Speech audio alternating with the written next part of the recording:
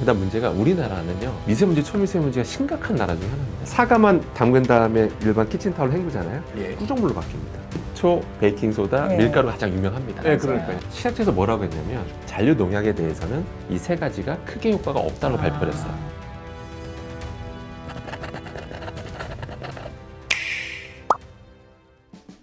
오늘은 우리 입에 들어가는 거, 먹는 거와 먹는 거를 씹는 거, 아, 뭐 네. 이런 네, 얘기를 좀 해보도록 하겠습니다.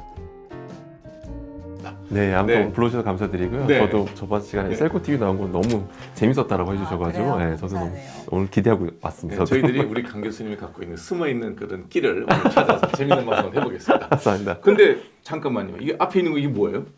네. 뭐 나중에 얘기합니다. 아니야 이거부터 얘기해. 보세요. 제일 이게. 중요한 거 이거. 이게 뭐예요 갑자기? 아 사실은 이제 네. 제가 원래 교수는 겸직이 안 됩니다. 네. 근데 관련 분야에 대해서는 학교로부터 허락을 받으면 이제 창업을 할 수가 있는데 이제 교원 창업을 하게 된 케이스고요. 그래서 이제 제품을 개발한 겁니다. 근데 왜 개발했냐면 네. 제가 하도 방송을 이제 나름 이제 오래 했거든요. 하다 보면 댓글이나 이런 거 보면 항상 하는 얘기가 네. 지적만 하지 말고 그렇지. 아니 공대 교수면 해결책을 제시해야지 맞아, 이런 맞아. 얘기 맞는 정말 많이 얘기예요. 듣거든요. 네. 그래서, 맞아요. 그래서 자꾸 하도 많이 들으니까 네. 한번 개발해야겠다 싶어서 아. 또 최근에 여러 가지 농약이라든지 여러 가지 이슈도 좀 있거든요. 좀 미세먼지 이슈다 보니까 그렇습니다. 아니, 근데 일단 뭐 말 났으니까 중요한 얘기잖아요. 아, 네네. 이게 뭘로 만들어서 뭘 어떻게 했길래 우리 강 교수님이 만드는 어떻게 다른 건지 좀 얘기 좀 해봐 주세요. 사실은 네. 이제 뭐 우리가 이제 뭐 어떤 과일 채소 씻어 먹잖아요. 그렇죠. 씻어 먹는데 다들 이제 세척법에 대해서 인터넷 떠돌아다니는데 여러 가지 얘기가 있죠. 예, 여러 가지 있고 뭐 네. 진짜 제품도 많고 근데 네. 그러니까 제가 생각했을 때 과연 이상적인 제품이 뭘까 좀 고민해 봤어요. 네. 첫 번째가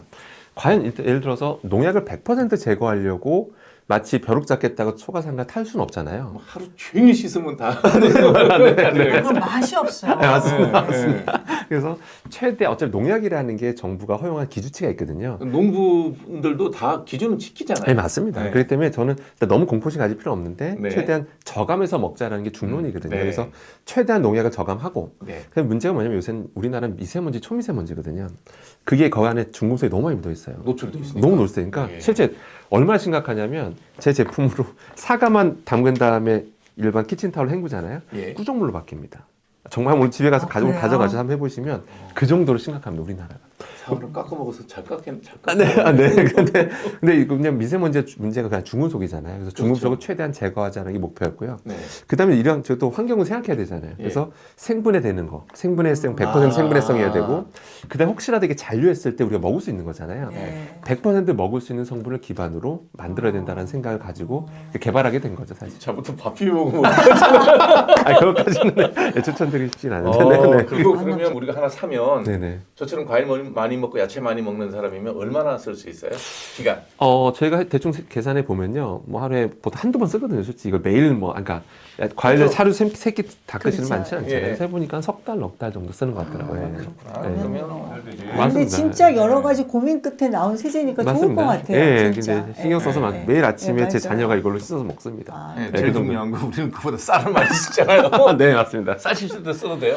사실은 쌀로 써도 되긴 하는데요. 근데 네. 사실 굳이 그거 하는데 이 제품 쓸 필요는 없다고 저는 솔직히 말씀드려요. 쌀은 솔직히 말씀. 쌀은 우리가 다 도정을 했기 때문에. 잘하시네요. 아. 사실은 옛날에 막 쌀 이슈가 좀 있었거든요. 네. 근데 쌀은 기본 도정하다 보면 표면에 묻은 수많은 살충제, 살균제, 제초제 성분들이 거의 대부분 다 제거가 됩니다. 그냥 물로만 씻어. 예, 물로 두세 번이면 충분합니다. 아니 근데 수입산 쌀은 비소가 있다고 그런 얘기 들었거든요. 비소를 사실은 많이 쓴다고. 야, 옛날 그 소문이 좀 컸잖아요. 네네. 실제 우리나라에서도 뭐 이슈가 됐던 이유가 그 미국 있잖아요. 네. 미국에서 그 텍사스주랑 알칸소주가 옛날 면화 재배를 좀 많이 했었어요. 그렇죠. 면화 좀 네. 엄청 맞아요. 많이 했어요. 네. 근데 그때 비속의 농약을 정말 많이 써요.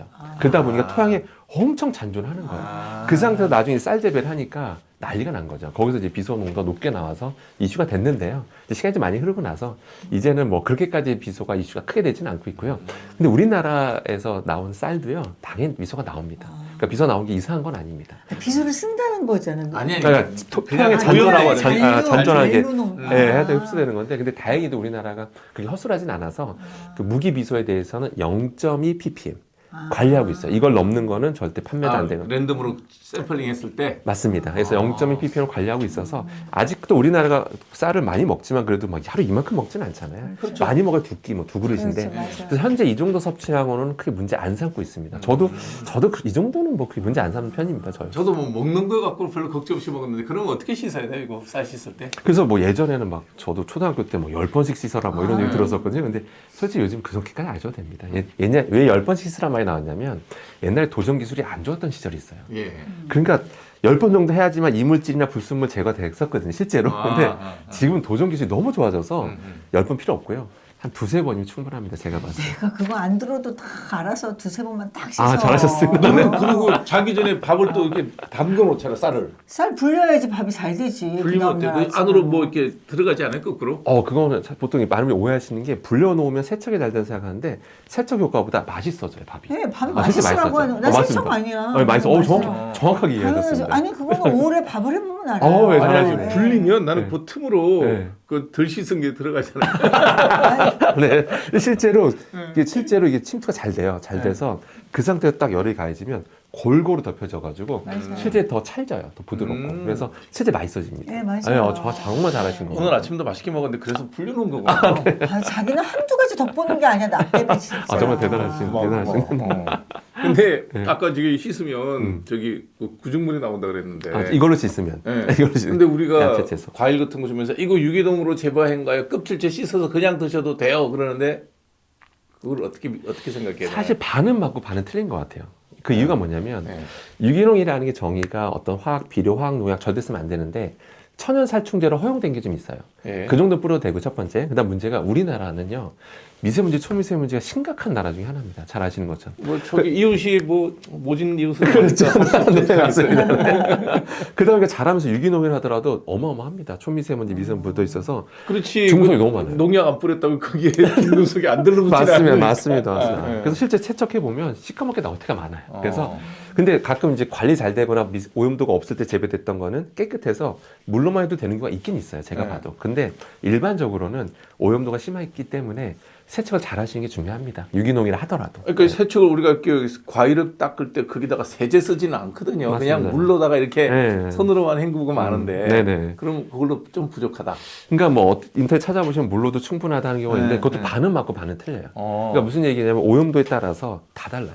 어. 제가 해보면 다 달라요. 그러니까 오염도가 심할 때는 물로 충분하지 않습니다. 제가 요새는 해보니까. 과일 세제 많이 팔아요. 맞습니다. 예. 네. 찝찝해다는 그래도. 나도 그거 넣는 게 막 거품 아까 나고 그 찝찝하고. 찝찝하단 맞아. 말이에요, 마음이. 아, 내 네. 마음이 그걸 어떡하라고. 그러니까 왠지 식초에다 많이 써. 왜냐면 맞아요, 산이 식초. 가해지면 뭐 좀 괜찮을까. 그건 또 몸에 유해할 것 같지는 않은 거예요. 식초 내가 먹는 거니까. 아, 맞습니다. 그러니까 식초에 많이 하는 경우도 있어요. 그래서 인터넷 저는. 찾아보면 식초, 베이킹소다, 네. 밀가루가 가장 유명합니다. 네, 그러니까요. 그래서 실제 이거에 대해서 먼저 좀 말씀드리면 시작처에서 뭐라고 했냐면 하도 이걸 많이 쓰니까 농약에 대해서는 잔류 농약에 대해서는 이 세 가지가 크게 효과가 없다고 발표를 했어요. 그래서 저도 실험도 해보고 제가 말씀드리면 아예 없진 않아요. 효과는 조금은 예, 있다. 그러니까 1, 20%도 줄어들더라고요. 근데, 예. 근데 시각처 입장에서는 99% 제거 이게 아니니까. 예. 아무튼 그런 고민 끝에 이제 개발하게 된 거죠, 이런 것들. 근데 뭘로 만들었어, 이거? 그러니까 뭐 일단은 정부 허용된 성분만 써야 되고요. 먹을 수 있는 성분들, 식품 첨가물 기반으로 해서 특수 공법을 만들었다고 보시면 되겠습니다. 그러니까 안심해서 드셔도 됩니다. 제 그건 아이가 먹을 정도. 가루예요? 액체? 파우더 형태입니다. 파우더예요? 그냥 밀가루라 생각, 그냥 밀가루 같은 느낌. 밀봉돼 있고요. 사실은. 아. 네, 밀봉돼 아, 있어요. 이렇게 쳐서 일단 열어야 돼. 열어서. 네. 이거 안 할게. 이걸 따고, 네네. 야, 이거 먹게 생겼다. 예, 먹을 정도 먹어도 될 약간 정도. 그 우유 분유. 그렇게 비슷한 생각하셔도 거. 돼요. 네. 그래서 물에 충분히 밀가루 풀듯이 푸신 다음에 그 상태에서 이렇게 해서 이제 맞습니다. 후추 뿌리듯이 뿌려서 그렇죠. 이렇게 해가지고 그렇죠. 적당량 하면 적당량. 되는 네. 사실은 이제 뭐 사과를 하나 쓸 수도 있고 여러 개 쓸 수도 있는 거잖아요. 그러다 보니까 그거 되죠. 상황에 따라 좀 다르다고 보시면 돼요. 그러니까 색깔이 나오겠다. 그래서 제가 그 표준 사용량도 적어놓긴 했는데, 네. 그래서 그냥 이렇게 생각하시면 될 것 같아요. 약간 뿌얘지는 느낌, 그냥 플러스 요렇게. 약간 뿌얘지는 느낌 정도에 우리가 넣고. 세제 쓸 때 거품 나는 느낌으로 하잖아. 약간 이거 그 뿌얘지는 이 느낌. 정도면 돼요? 충분합니다. 이 정도에. 이 상태로 뭐 사과든 넣고 이제 한번 오늘 집에 가서 꼭 키친타올로 한번 이렇게 한번 문질러 보시죠. 닦아볼게요. 그러면 소금이나 꾸정물로. 후추 정도 뿌리는 양밖에 안 되려 오래 쓰겠다. 오래 씁니다. 그래서 어. 그래서 이제 어느 정도 세차원에 좀 다르겠지만 보통 3, 4개월 정도 보고 있습니다. 근데 오래 쓰시면 이렇게 해서 이제 물에 받아놓고 네, 맞습니다. 과일 집어넣고 야채 집어넣고 뭐 이렇게 헹구고. 쓱쓱쓱 해도 돼요. 저거 좀 문질러야 될 건 문질러 주시고. 사과는 좀 문질러고 문질러 주시는 거 있습니다. 문질러 주시는 거. 참외, 수박 같은 거 문지르고. 아, 그치. 네. 이 세제 만들 때 특별하게 저기 다른 정말 그 성분 유효하면서 안전한 거 그런 게 들어간 게 있나요? 우리가 다 알고 있는 물질들. 일단은 모든 게 식품 첨가물 원료입니다. 근데 그게 어떻게 세제가 되죠? 이게 이제 그건 약간 좀 이게 노하우라 그렇게 설명드리기 좀 어렵지만 네. 그래도 먹을 수 있는 등급이지 다 원료가 다 먹을 수 있는 건데요. 이제 그러니까요. 독특한 제 공법으로 제가 네. 이제 개발을 했고요. 거기서 그래서 먹을 수 있는 수준까지 제가 만들었습니다. 애건에 먹을 수 그럼 있는 정말 원료. 안전하네. 네, 맞습니다. 그래서 제가 좀 제품에 강조했던 게 안전하지라는 강조를 좀 했거든요. 안전한, 진짜 안전하다는 걸 좀 안전하구나. 강조했습니다. 제가. 잔류 세제. 우리가 기존 제품 나와 있는 그 저기 뭐지 과일 세제에도 있잖아요. 그거하고 요거 차이는 뭐가 있어요? 일단은 뭐 타사 제품과 비교하는 건 좀 그렇지만 일반 일종 주방 세제 있잖아요. 그거 네. 좀 비교해 드리겠습니다. 일종 주방 세제가 뭐라고 적혀? 일종이라는 말이 뭐냐면 과일 야채 세총 가능이거든요. 과일 야채. 그럼 그 일종 거품 나는 걸 하면 되지 않느라고 질문 주시는데 틀린 말은 아닌데요. 근데 문제는 뭐냐면 정부가 그거를 허용한 건 뭐냐면 좀 잔류하더라도 이 정도 괜찮겠지라고 그냥 하는 거거든요. 근데 먹으라고 만든 성분들은 아니에요. 먹어도 된다는 성분들은 아닙니다. 그건 내 세제예요. 성분 예. 자체가 원래부터. 네, 세제입니다. 일종 주방. 근데 음. 이 정도는 좀 미량 잔류해도 괜찮겠거니 하는 게 이제 그거거든요. 근데 아무튼 먹으라고 만든 건 아니거든요. 그렇기 때문에 당연히 근데 저는 기본적으로 아예 먹을 수도 있는 수준의 제품이었다 판단했던 거죠, 첫 번째. 참고로 뭐 자꾸 자랑해서 죄송합니다만 자랑하셔야 돼요. 중금속 저감률이 최소 95% 이상 나옵니다. 그러니까 표면에 묻은 그런 미세먼지. 3월달, 4월달 중금속 시즌이 왔는데 네. 미세먼지 시즌이잖아요. 네. 꼭 써야 되겠구나. 네, 근데 미세먼지하고 상관없는 거 있죠. 또 우리는 많이 먹는 야채. 야채라 그래야 되나? 해조류, 다시마, 미역, 네. 그다음에 청각, 네. 우뭇가사리 이런 게 많잖아요. 네네. 네. 그거 사실 되게 좀 예민한 문제고, 저는 또 오늘도 부탁드리고 싶은 게 또 워낙 영향력 있으신 분들이시잖아요. 이런 게 좀 공론화돼서 네. 이 요오드 이슈가, 이런 해조류 이슈가 좀 공론화돼서 좀 논의가 됐으면 좋겠는데, 제가 여러 유튜브 채널에서 아무리 얘기를 해도 대부분 다 지상파 언론, 그러니까 언론사에서 신문 보도 나가거든요. 네. 근데 유일하게 안 나는 주제가 바로 이 해조류 주제입니다. 일단 그 김미역은 우리나라 K푸드의 선봉장. 네. 여기다 찬물 끼얹는 얘기는 절대 하면 안 된다 보는 것 같고, 네. 두 번째가 이제 아무래도 이제 관련 종사자분들도 한참 또 많잖아요. 그러니까 그렇죠. 그런 거다 보니까 아예 공론화하는 걸 꺼려한다고 좀 보고 근데 있습니다. 그거는 잘못된 거죠. 그러니까요. 왜냐하면 우리가 그 뭐 저기 김을 위해서 국민이 존재하는 게 아니라 국민을 위해서 김이 존재하는 맞습니다. 거니까. 맞습니다. 아니, 네. 면세점 같은 데 가면 다 김이야. 맞습니다. 맛있잖아. 맞습니다. 좋아해. 네, 김미역 나 맞아요. 외국 사람이 김 진짜 좋아해. 맞아요. 외국 사람 안 먹었거든 거를. 근데 진짜 좋아해. 그러니까 그 왜 금지되나 봤더니 유럽은 이제 서로 통합 시스템이라 어느 나라에서 예를 들어 어떤 제품 딱 검사했는데 요오드 기준치가 20ppm이 넘네? 그럼 바로 그 제품 수입 금지 조치 당합니다. 그리고 유럽 전역이 다 똑같은 조치를 취합니다. 그럼 왜 그러냐면 이유가 있습니다. 그들이 의학이 발달 안 해서가 아니잖아요. 그들이 자료를 종합해 보면 20ppm 넘는 제품들이 유통이 되면 사람들의 일반적인 섭취량으로는 자기들이 봤을 때 위험선을 넘어설 수 있다. 여기서 위험하다는 게 섭취. 예, 요오드 과다 섭취. 섭취가 돼서 네. 갑상선 기능에 문제 일으킨다는 여러 자료를 근거로 해서 20ppm 넘으면 금지 조치를 하고 있습니다. 근데 우리나라는 기준치가 없습니다. 제가 그래서 미역 장사, 김 장사를 한번 해보겠습니다. 했는데 제가 만든 거에 5,000ppm이 나왔어요. 한국 사람한테 팔면 아무 상관없고요. 제가 유럽에다 팔면 수입 금지 조치 당합니다. 이게 현실입니다. 그럼 한국인은 더 월등히 요오드에 너무 강해서라고 말할 수가 있는지 따져봐야 되잖아요. 먼저 하나하나 따져보면 요오드라는 게 없으면 안 되는 거잖아요. 그거 없으면 이제 갑상선 기능자 중에 사람 구실을 못하는 거예요. 그렇죠. 갑상선 호르몬의 구성 원소잖아요. 네. 없으면 안 되는 거예요. 네. 그래서 식약처에서 어떻게 하고 있냐면 권장 섭취량을 정해놓습니다. 아. 하루에 150 마이크로그램은 먹어라 라고 정해놔요. 미니멈 그거는 먹어야 우리 건강에 좋다. 맞습니다. 150 마이크로그램 먹으라고 하고 세계보건기구는 그래도 많이 먹으면 안 좋으니까 1일 상한 섭취량을 정해놨습니다. 그게 1100 마이크로그램입니다. 이건 넘지 말라 그래요. 자, 그 다음에 한국은요. 식약처는 2400 마이크로그램은 넘지 말라고 합니다. 근데 되게 관대하죠. 그러니까 이 세계보건기구보다 2배가 넘는 양을. 그래서 제가 많은 전문가한테 물어봤어요. 그래서 우리가 이렇게 요오드 세계 기준보다 2배나 높아도 우리가 괜찮다는 과학적 근거가 있습니까? 라고 많은 분들 여쭤봐도 명확히 답변을 한 번도 못 들었어요. 그냥 우리는 의뢰 많이 먹는 민족이니까. 그러니까 2,400 마이크로그램이면 김 몇 장이에요? 그거에 대해서 말씀드릴 건데요. 네. 그걸 저도 말씀 못 드리는 게 네. 식품별 기준치가 없기 때문에 저도 모릅니다. 모른다 말씀.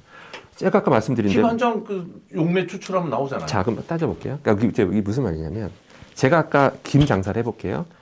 이번에 유럽에서 적발된 5,000ppm이 나왔어요. 제가 만든 거가 5,000ppm이 나왔어요. 그럼 이게 뭘 의미하냐면 5,000ppm이면 예를 들어서 김 한 봉지 정도가 뭐 1g이라 볼게요. 그럼 1g이면 5,000 마이크로그램을 먹는 거예요. 네. 그럼 한 봉지만 먹어도 1일 이상한 섭취가 넘는 거죠. 네. 다시 볼게요. 미역국도요. 미역이 1g 들어가거든요. 한 그릇에. 근데 5,000ppm짜리 농도로 존재하는 걸 제가 한 그릇 먹으면 5,000 마이크로그램 먹는 겁니다. 네. 아까 1일 상한 섭취가 2,400이라고 그랬잖아요. 예. 바로 2배가 초과해버려요. 그러니까 제가 왜 아까 모른다고 말씀드리는 게 저도 모르는 거예요. 김미화 제가 먹었을 때 이게 이 10ppm으로 존재하는 NG, 예. 5,000ppm으로 존재하는 NG 저도 모른다는 거죠. 왜냐하면 관리를 안 하니까요. 이게 핵심입니다. 이게 핵심입니다. 아. 식약처에서 기준치를 안 정해주고 있어요. 그러니까 어느 게 유통되고 있는지 저도 모르니까 제가 사람들한테 아유 뭐 하루에 한 봉지는 괜찮아는 말도 제가 사실 못해요. 말하면 거짓말이 되는 거죠. 체크하는데 어렵지 않을 것 같은데. 아, 그러니까 랜덤으로 쌀 여기서 갖고 와서 비소 검사 하듯이 어느 지역의 김을 한 장, 두 장 랜덤 샘플링해서 체크를 하면 얼마 들어있다는 게 나오지 근데 않을까요? 편차가 심해요. 같은 회사 제품이어도 김미역이다 해도 때에 따라서 어떻게 채취되는 그 환경대에 시기에 따라서. 다시 잘하시네. 그거에 따라 다 달라서 그게 편차 너무 심합니다. 그러니까 정부에서도 그냥 좀 두리뭉실하게 네. 좀 넓게 잡아놓고 이건 아니 그 기준치를 아예 안 잡아줘. 아니, 그러니까 아. 식품의 기준치가 농도 기준치가 없고 네. 사람들한테는 권장 섭취량만 얘기하고 있는 모순이 있는 거죠. 사람들한테 2,400 마이크론까지 괜찮아 말은 하면서 사람들은 몰라요. 내가 미역국 한 그릇 먹으면 내가 일상한 섭취가 넘는지 안 넘는지 알 방법이 없는 게 현실이죠. 자, 그럼 요거에 대해서 한번 얘기를 해보면요. 요거에 얘기를 이렇게 하면 예상 댓글이 두 가지로 나뉩니다. 예상 댓글, 비난하는 댓글, 이제 뭐 칭찬하는 댓글이 나오는데 이유가 있습니다. 본인들이 봤던 유튜브에서 나오는 수많은 전문가분들이 요오드 많이 먹어서 좋다라고 말하는 전문가들이 있어요. 그리고 요오드 많이 먹으면 안 좋다는 말하는 전문가 두 그룹으로 나뉩니다. 같은 의학계 종사자분들도. 왜 그러냐면 이유가 있습니다. 나도 왜 그런가 봤더니 그들의 주장을 지지하는 논문들이 각각 존재해요. 네.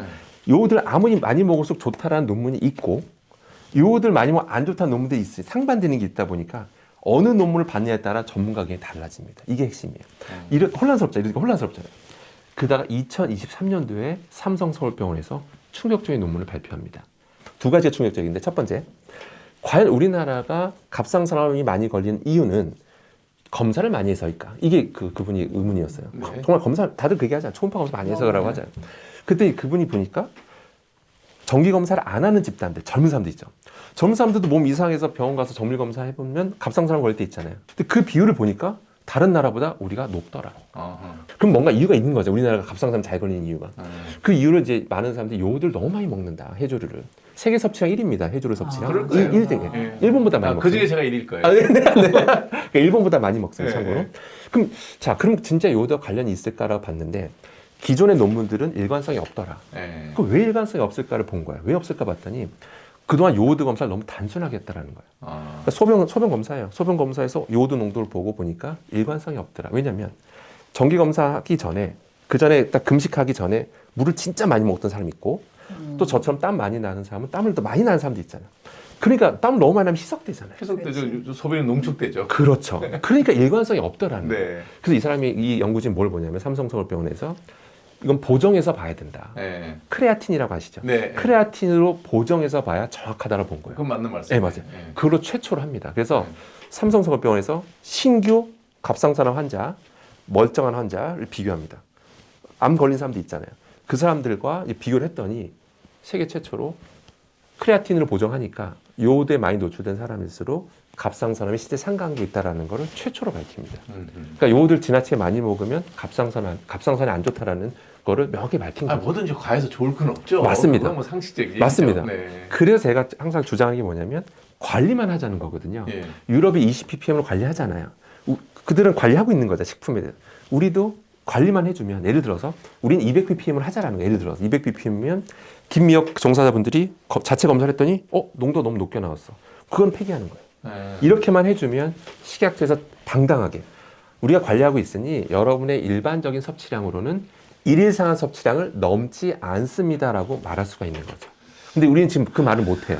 식약처에서도 왜?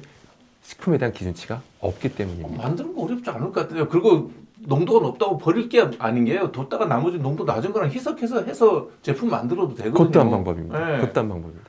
아니면 약간 저감법을 제시해서 찾으면 되죠, 또 그것도. 있습니다. 팔팔 끓인 다음에 뭐 판다든지 네. 예를 들어서 그럼 맛은 좀 변하긴 하는데 근데 팔팔 끓이는 과정에서 좀 꽤 많이 저감이 아, 그 김국도 있는데 뭐 끓여 팔면 되지 그러면. 뭐 예를 들어 맞습니다. 그러니까 그 김에 대한 집착이 너무 심해요. 지금 김이 안 좋다니까 너무 쇼크받는 거야. 김을 너무 많이 먹는 거예요. 너무 좋아하는 말이에요. 김을 간식으로 아, 네. 먹는 거예요. 아, 네, 간식 맞아요. 근데 그 김을 지금 시비를 거니까 도저히 못 참는 네. 거야. 아니요, 뭐 그래서 저는 그러니까 우리나라 갑상선암 발병 세계 1위 나라이니 네. 저는 그래서 뭐 제가 2,400 마이크로그램 1일 상한 섭취량이 그거는 의학계 종사분들이 정하는 수치니까 저는 그거에 문제 삼는 게 아니고 그냥 식품별 기준치만 정하자라는 게 저는 그냥 제 주장입니다. 맞습니다. 예, 저 저는 주장입니다. 아주 김은 너무 음. 저기 그 100% 좋은 음식이라고 생각한 이유가 김이 단백질 함량이 상당히 높더라고요. 높아요. 네, 단위그램당 단백질 함량이 네. 거의 뭐 100%에 가까워요. 너무 잘하시네요. 잘하시네요. 그래서 저는 왜 단백질 하루에 얼마 먹어야 된다고 아주 그냥 나이 먹으면 집착적으로 아, 막 네. 얘기하잖아요. 네네. 그래서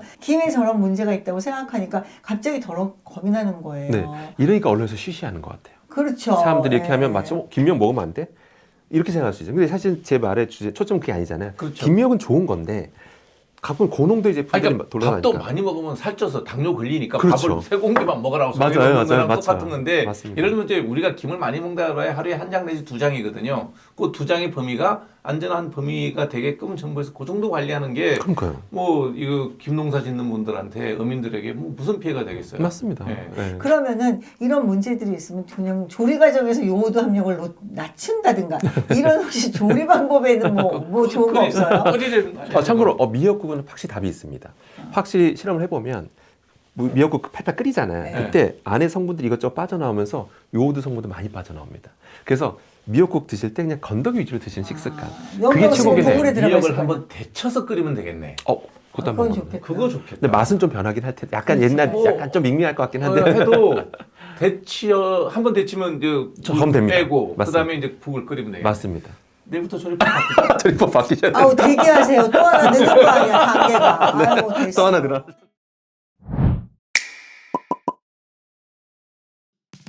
생활 속 스테인리스 제품은 혹시 어떤 게 있을까요? 정말 이 스테인리스라는 제품은 소재는 정말 안 쓰인 데가 없는 것 같습니다. 요새는 일단 스테인리스 뜻부터 알아봐야 되는데요. 스테인리스란 뜻 자체가 녹이 잘 안 쓴다는 뜻입니다. 그러다 보니까 또 요즘 미세 플라스 이슈도 있다 보니까 가급적이면 모든 대부분의 소재를 스테인리스로 좀 바꾸려는 추세인데요. 한번 예를 들어 볼게요.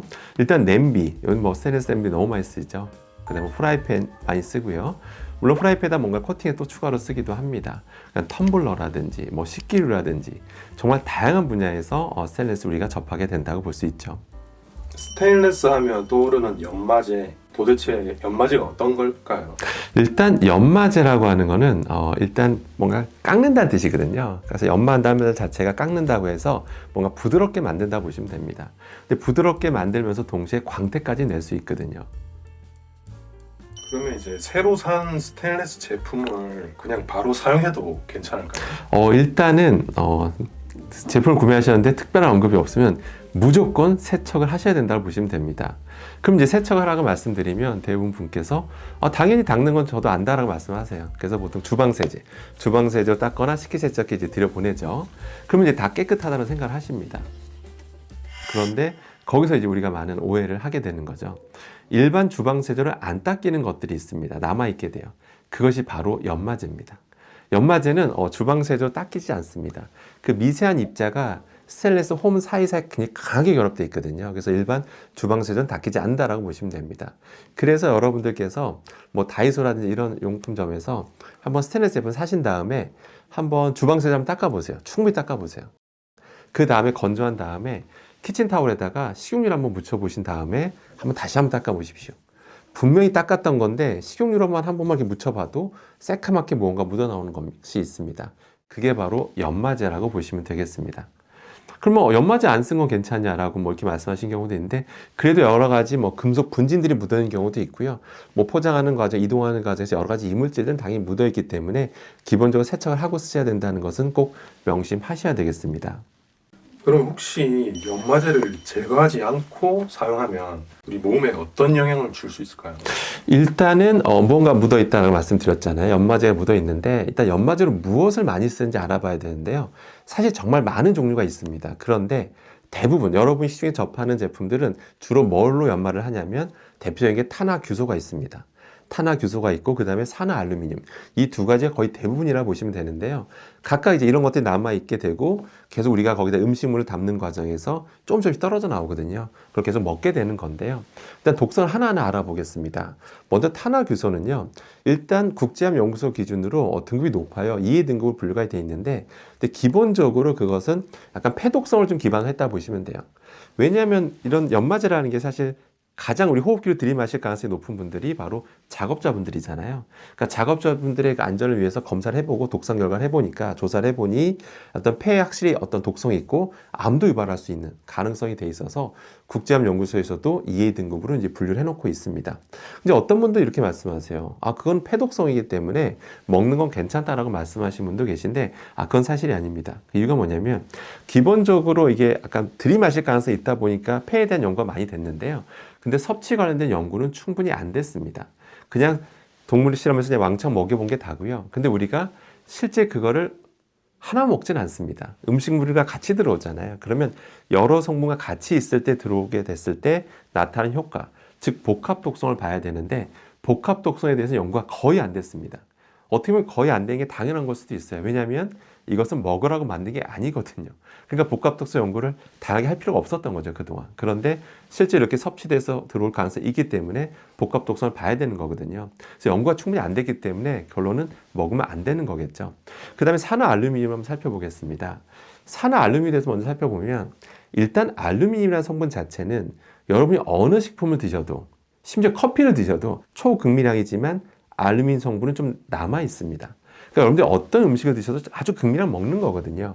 근데 문제가 여러분들이, 기본적으로 여러분들이 신장이 건강하신 분이거나 젊으신 분들은 신장을 통해서 대부분 알루미늄이 배출이 됩니다. 그래서 아무도 걱정을 안 해요. 근데 문제는 시간이 지나면 우리 신장 기능도 떨어지고 건강 상태도 좀 떨어지게 되겠죠. 그러면 이게 충분히 알루미늄이 배설이 안 되다 보니까 좀씩 쌓이게 돼요. 쌓이다가 뇌에까지 쌓이게 되면 알츠하이머 등을 유발할 수 있다라는 이런 신경 독성이 있다는 연구 결과가 차고 넘칩니다. 그렇기 때문에 불필요한 여러 식이류 등을 통해서는 먹지 말라라고 식약처에서도 공고하고 있는 겁니다. 그래서 식약처에서 여러 가지 공고사항을 하고 있는 거고요. 그래서 결론은 이런 불필요한 산화알루미늄을 먹게 되면 자칫 이것이 축적될 경우에는 여러 가지 문제를 일으킬 수 있기 때문에 기본적으로 먹으면 안 되는 거겠죠. 그래서 실제 이게 먹어도 되는 거라면 식약처에서도 그랬을 것이고 판매 업체에서도 그랬겠죠. 그냥 드셔도 된다. 드십시오. 라고 했겠죠. 그런데 여러분들 한번 제품을 구매해 보시면 스테인리스 제품 한번 딱 구매해 보세요. 겉면에 뭐라고 적어 놓냐면 연마제가 묻어 있으니 닦아서 사용하십시오라고 적어 놓습니다. 이게 무슨 말일까요? 책임을 안 진다는 뜻이기도 합니다. 반드시 주의사항 적어놨고 닦으라는 뜻입니다. 나중에 복합 독성 드러났을 때 책임져야 될 수가 있기 때문에 주의사항을 적어 놓는 거겠죠. 그래서 결론은 간단합니다. 먹으라고 만든 거 아니면 안 드시는 게 제일 좋다라는 거 꼭 명심하시길 바라겠습니다. 주방용 스테인리스 제품에 남아있는 연마제는 어떻게 또 확인이 가능할까요? 사실은 일단 처음에 구매하셨을 때 연마제가 묻어있는지 여부를 확인해 봐야 될 텐데요. 그런데 일단은 가장 쉬운 방법은 키친타올에다가 식용유를 한번 묻혀보는 겁니다. 그냥 닦아만 보면 이제 새까맣게 묻어 나오거든요. 그러면 연마제가 남아있구나 라고 생각을 하잖아요. 근데 여러분이 갖고 계신 제품들 사신 지 일주일밖에 안 됐을 수도 있고 한 달 될 수도 있고 1년 될 수도 있습니다. 근데 적어도 한 수개월 지났다면 여러분들이 이미 음식물들을 통해서 아마 섭취했을 가능성이 높다라고 이제 보시는 게 제일 좋고요. 근데 아주 극미량 남았을 때는 사실 식용유로 닦아서 묻어 나와도 너무 양이 작으면 눈에 안 띕니다. 그러니까 실제 아주 정밀 분석해야지만 알 수가 있거든요. 그렇기 때문에 아주 소량 극미량 남았을 때는 식용유로도 확인하기 어렵다라고만 생각하시면 될 것 같습니다.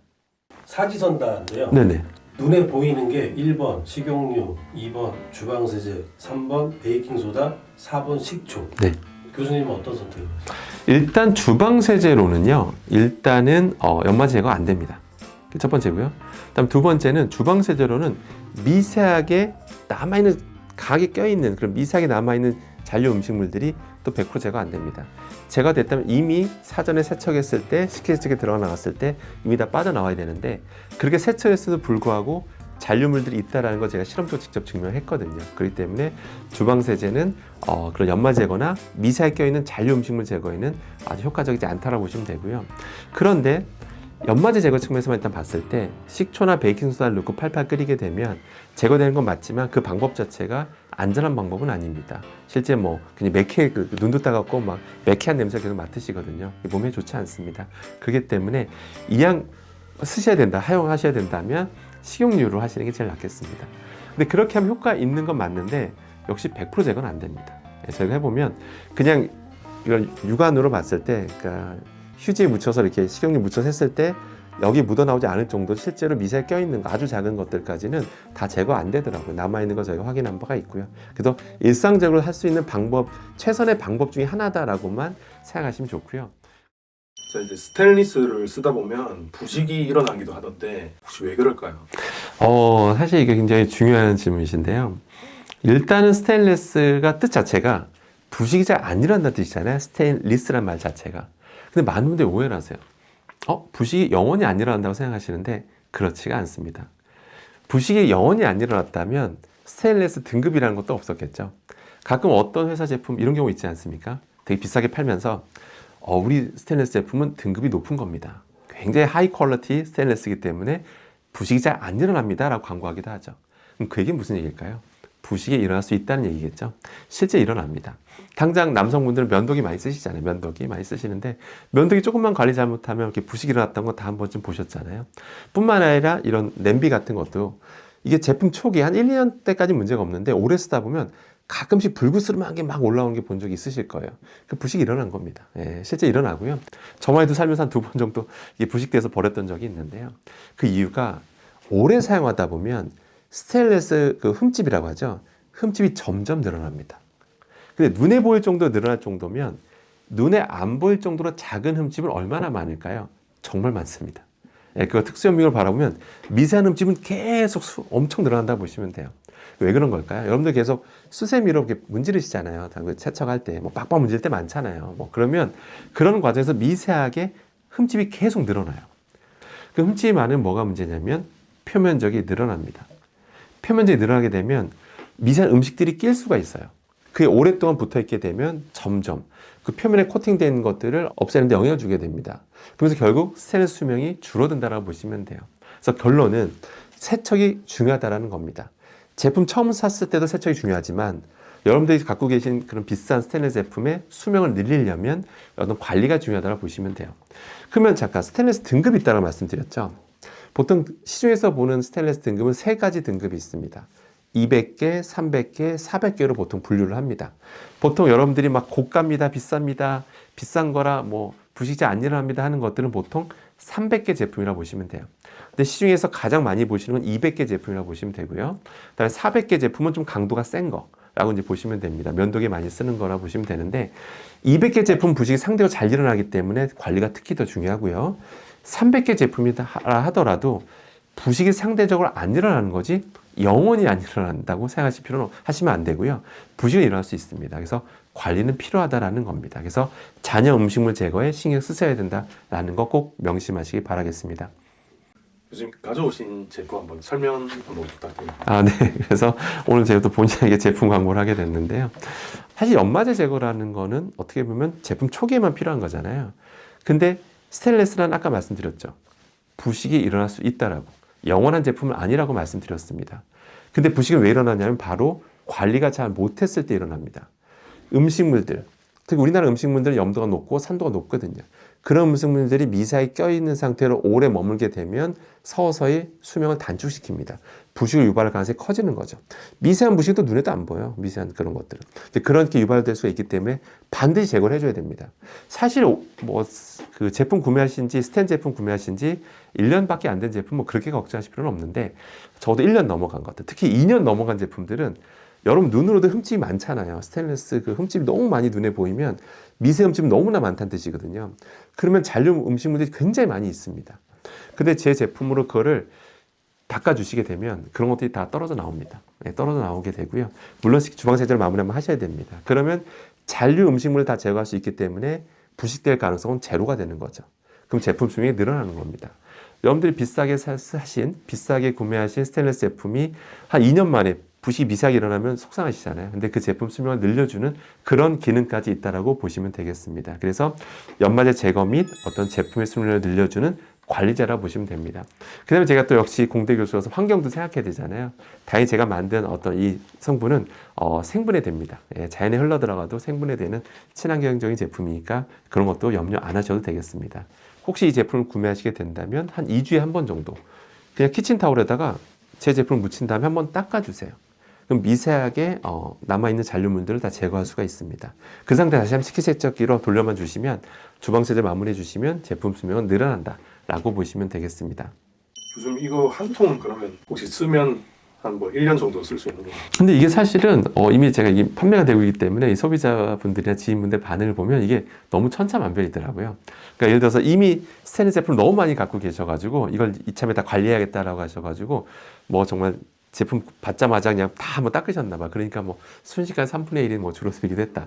이렇게 말씀하시는 분도 계셨고, 그 다음에 자기는 어떤 분께서는 처음에 이 스테인리스 잔뜩 구매할 예정인데 그거 용도로만 쓰게 됐다라고 해서 하니까 뭐 별로 뭐 많이 안 줄어들었다 이렇게 말씀하시는 분도 계셔서 사실 이게 뭐 얼마만큼 쓸 수 있다라고 말씀드리는 거는 아마 사용하시는 분에 따라서 달릴 수밖에 없다라고 보시면 되겠습니다. 연마 제거제를 다 하고 찬물이 났습니까? 따뜻한 물이 났습니까? 연마제를 일단 제거한 다음에 주방세제를 마무리 하셔야 되는데요. 주방세제 마무리할 때는 찬물이든 따뜻한 물은 상관은 없는데요. 약간 그냥 이왕이면 약간 온수에서 하시는 게 조금 더 확실하다라고 보시면 되겠습니다. 비싼 그 스테인리스 사실 너무 비싸니까 못 버리잖아요. 맞습니다. 부식된 거는 연마제 제거제로 관리하는 방법은 없을까요? 저는 항상 말씀드립니다. 부식이 일어나면 그걸 제거하려고 너무 노력하지 마시고 부식이 한번 일어났던 건 또 부식이 잘 일어납니다. 그래서 부식 제거하려고 하지 마시고 부식이 일어나면 미련 없이 교체하라고 말씀드립니다. 사실 눈에 보이지 않는 위험한 유해 화학물질은 곳곳에 숨어 있는 경우들이 많거든요. 근데 그런 것들에 대해서 너무 지나친 공포심을 가지실 필요는 없습니다. 정확한 사용 방법만 알고 계신다면 딱히 걱정하실 것도 없습니다. 그렇기 때문에 정확한 정보가 중요하기 때문에 제가 주기적으로 나와서 정확한 정보를 여러분들께 꼭 알려드리도록 하겠습니다. 시청해주셔서 감사드립니다. 저는 상명대학교 강사학 교수였습니다. 감사합니다.